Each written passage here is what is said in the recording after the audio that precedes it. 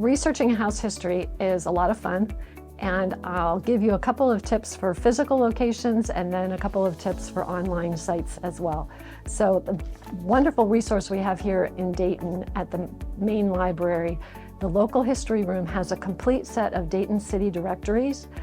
They began to be published in 1857 and every year after that, and they list heads of households and their address and their occupation.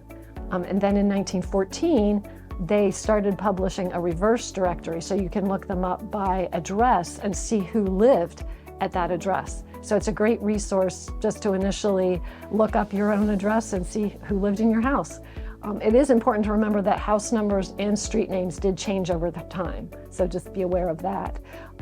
The second resource is the Montgomery County Recorder's Office. They have all of the property deeds for the county.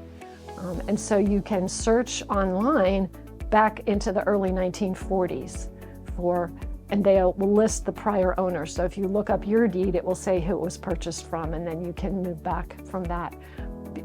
Before the early 1940s, you can research in person in their office in the county administration building. And there again, they can help you know how to do that so that you can create a complete chain of title for all of the owners of your property, and that forms the backbone of the research on your house. And then from there, you can go to the Montgomery County Archives and Records Center, which is in the Reibold building at Main and 4th Streets. The county archives have all of the property tax assessments on microfilm. So you look up the owner's name, and then when you see a massive increase in the property tax assessment, then you can assume that that's when your house was built. So that gives you a brief sense of who owned your house and when it was built. Many paint companies offer palettes of historic colors, but it's important to remember that just because a color is listed as historic, it may not be appropriate for the particular era of your house. So it's important to research what paint colors and what palettes were appropriate for the era of your home.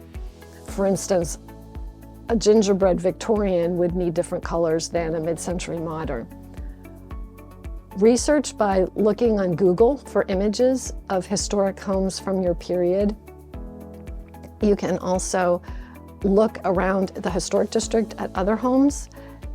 It's important to get a sense of what color combinations work for the period. And also, it's important to remember that just because two colors are considered historic, they may not go together. So find a house that you like, and then copy those colors if it's a house that's similar to your house's period. My mother, the art teacher, regularly said, "Color magnifies by volume." So just because it looks bright and cheerful on a paint chip, it may be just too much if it's covering an entire house.